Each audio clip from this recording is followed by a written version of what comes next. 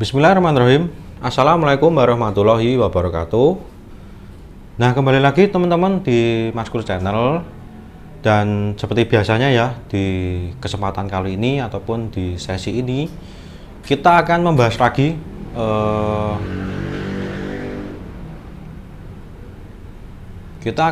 lagi pertanyaan ataupun pembahasan apa yang pengen Sobat Maskur Channel dibahas di sesi kali ini.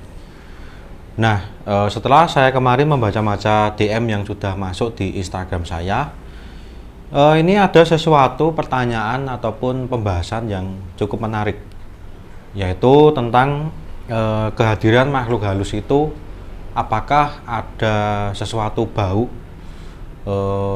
khusus ya untuk kedatangan makhluk-makhluk astral seperti itu. Nah, mungkin kita langsung membahas ya. Ini ada beberapa bau makhluk halus itu kalau datang seperti apa, seperti itu ya.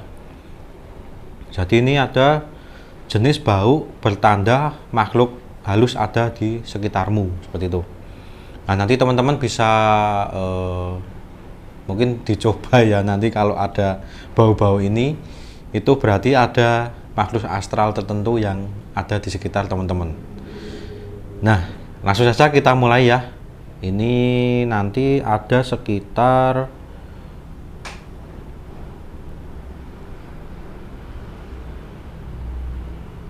7. Nah, di urutan yang pertama yaitu bau minyak mistik. Ini memang tidak semuanya ya, akan tetapi di minyak mistik ini di beberapa itu pernah ya ada yang tanya ke saya, ini tiba-tiba ada minyak mistik itu apa ya Mas Kur ya, ada sosok apa seperti itu.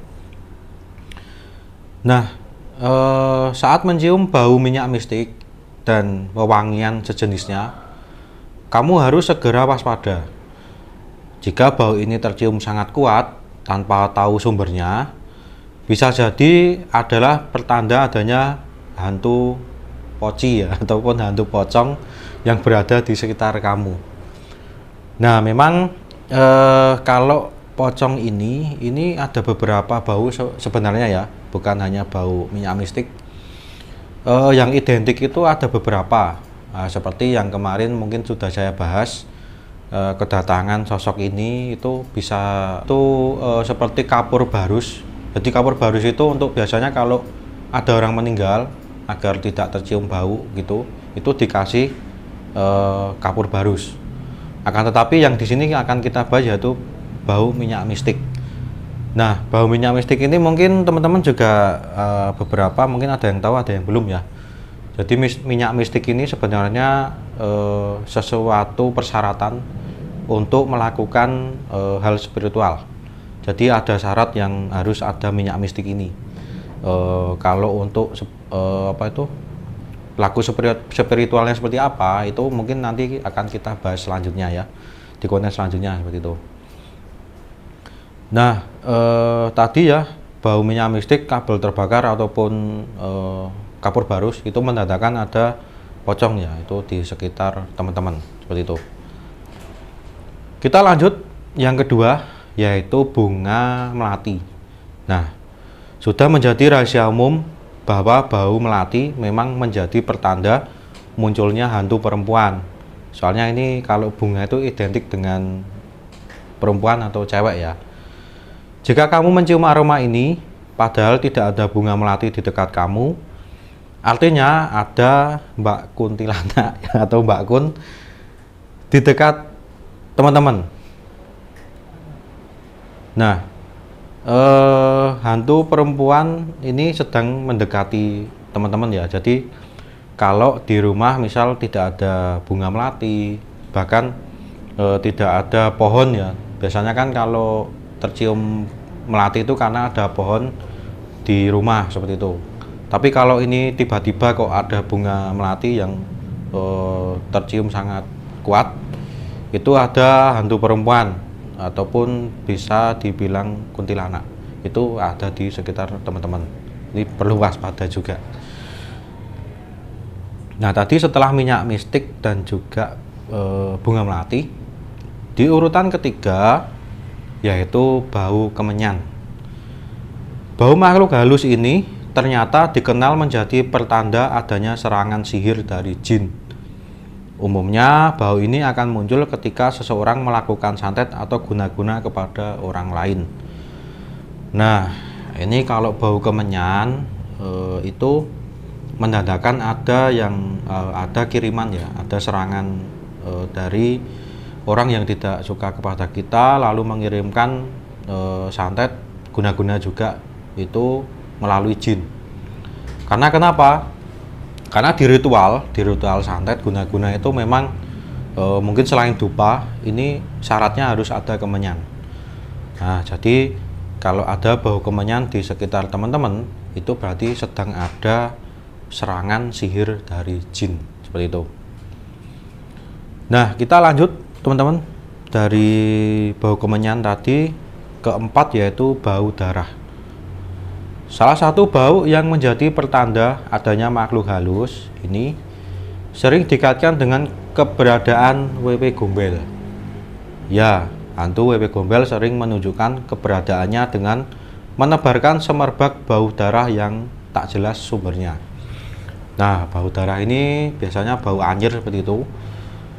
Itu menandakan di sekitar teman-teman itu ada sosok yaitu wewe gombel. Mungkin ini ada tambahan ya, kalau bau darah ini, kalau dari pengalaman saya, selain wewe gombel itu mungkin hantu-hantu perempuan juga, tapi bukan kuntilanak ya.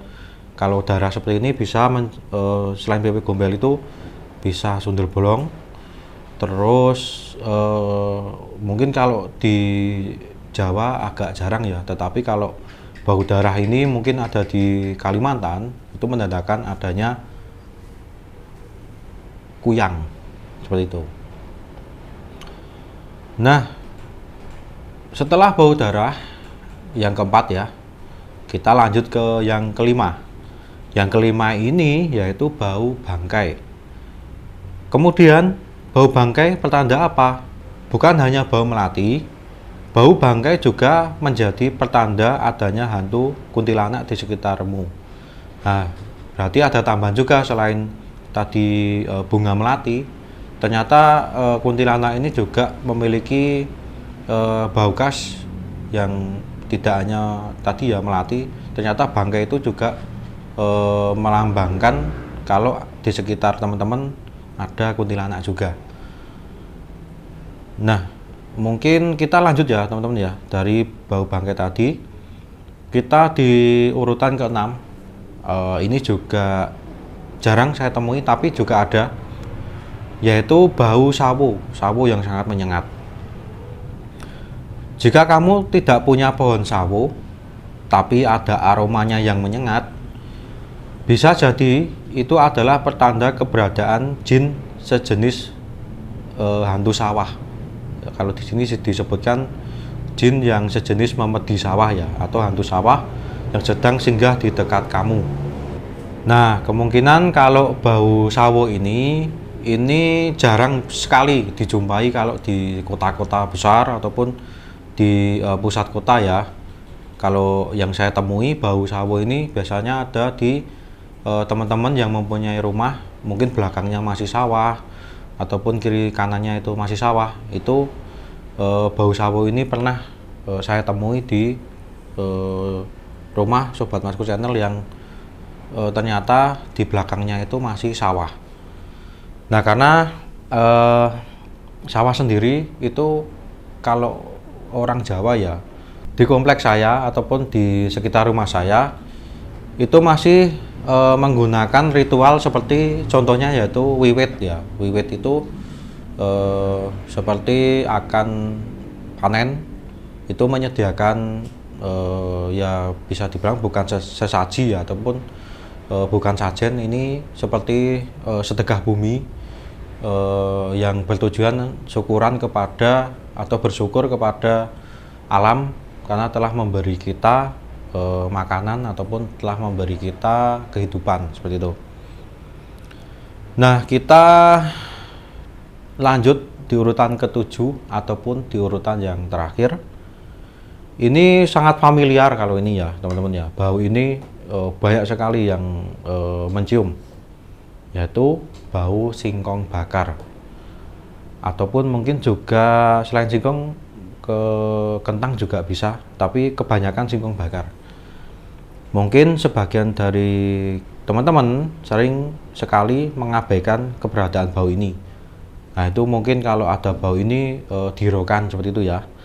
Padahal jika tidak ada orang yang sedang membakar singkong, bau ini boleh jadi pertanda adanya makhluk halus, yaitu apalagi kalau bukan genderuwo.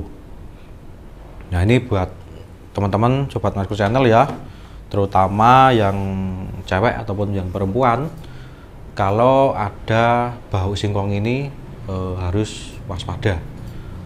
Karena kenapa? Karena ada genderuwo yang sedang mengintai teman-teman di rumah ataupun di kos seperti itu. Nah, mungkin kalau dari saya ya, untuk mungkin sebelum saya memberikan kesimpulan ketujuh bau tadi, dispesifikkan ke bau singkong ini ya, itu buat mungkin ada pesan buat teman-teman yang terutama yang cewek ataupun yang perempuan, kalau di kos ataupun di rumahnya itu mungkin bersebelahan dengan bangunan yang kosong, yang terbengkalai, ataupun ada terutama ada rumah yang kosong, itu perlu diwaspadai ya, apalagi kalau beberapa kali sudah mencium bau singkong bakar ini. Nah, waspadanya seperti apa? Yang pertama, untuk pakaian-pakaian dalam itu jangan sembarangan dijemur. Terus kalau sudah kering harus cepat-cepat diambil, disetrika, dilipat seperti itu ya. Karena ada beberapa kasus itu yang pakaian dalam itu dicuri oleh sosok genderuwo ini. Bahkan sosok ini suka mengintip kalau mandi gitu. Dan yang bahayanya lagi, kalau misalkan suami istri gitu ya, ini cerita sudah banyak suami istri yang ditinggal suaminya pergi, walaupun itu perginya itu misalkan keluar kota, akan tetapi belum lama pergi kembali, seperti itu banyak cerita ya, itu karena ada sosok genderuwo ini. Nah, kalau untuk kesimpulan ke semua bau tadi dari 1 sampai 7, saran saya ya, kalau ada bau seperti tadi, segera lafalkan doa ataupun ayat suci ya. Kalau mungkin di muslim, saya sarankan untuk di dalam hati ataupun diucapkan lebih bagus, yaitu melafalkan ayat kursi dan juga doa Nabi Yunus. Nah, kalau untuk teman-teman yang non muslim, menurut kepercayaannya masing-masing ya, untuk melafalkan doa yang intinya kita meminta perlindungan kepada Sang Pencipta agar tidak diganggu makhluk-makhluk ini. Nah, mungkin itu saja yang bisa saya sampaikan. Berjumpa lagi di konten selanjutnya. Buat teman-teman yang memiliki pertanyaan, nanti bisa DM ke Instagram saya. Kita mau bahas apa, ada yang ditanyakan, nanti kita bahas bersama. Nah, sebelum penutupan, ini buat teman-teman yang berada di Jogja ataupun teman-teman yang dari luar Jogja, ada agenda ke Jogja dan masih bingung nih mencari tempat tongkrongan, mencari tempat ngopi, ataupun juga yang mau mengerjakan tugas, ini saya sarankan bisa ke Damin Coffee. Nah, di Damin Coffee ini, kenapa saya rekomendasikan ke Damin Coffee? Yang pertama, Damin Coffee ini buka 24 jam, jadi bisa santai ya, untuk ngobrol-ngobrolnya tidak terikat jam berapa tutup. Ini 24 jam, bahkan di hari Minggu, di hari besar tertentu, di tanggal merah juga buka. Dan di sini tempatnya juga sangat luas ya teman-teman ya. Di Damin Coffee ini ada 3 lantai, sebenarnya ada 4 ya. Ini yang di lantai 4 yaitu ada VIP room. Nah, buat teman-teman yang mau meeting ataupun ada keperluan yang harus di VIP room, bisa juga di lantai 4 yang seperti kita pakai untuk podcast ataupun untuk konten kali ini. Dan juga teman-teman tidak usah khawatir dengan parkir ya, karena parkir juga luas, bisa buat motor, bisa buat mobil. Dan di sini varian kopinya lumayan banyak sekali, komplit ya teman-teman ya. Ada kopi susu dan sebagainya. Juga yang non coffee ada teh itu juga beberapa komplit juga variannya. Dan juga yang di hadapan saya ada snack ringan. Bahkan kalau teman-teman mau yang makanan berat ada juga ya beberapa makanan berat di sini. Jadi tempatnya sangat luas, 24 jam dan juga menunya lengkap. Jadi saya sarankan teman-teman untuk nongkrong, untuk ngopi, untuk ngerjakan tugas itu bisa ke Damin Coffee. Dan alamatnya nanti bisa di deskripsi ataupun teman-teman bisa di Maps juga. Kalau lokasi persisnya itu ada di depan UKDW. Nah, sebelum penutupan, buat teman-teman yang belum subscribe, untuk segera subscribe, lalu aktifkan lonceng notifikasinya ya teman-teman, agar setiap kali kita tayang akan langsung ke notif ke teman-teman semuanya. Dan juga terima kasih sudah menonton video ini dari awal sampai akhir. Semoga bermanfaat. Wassalamualaikum warahmatullahi wabarakatuh.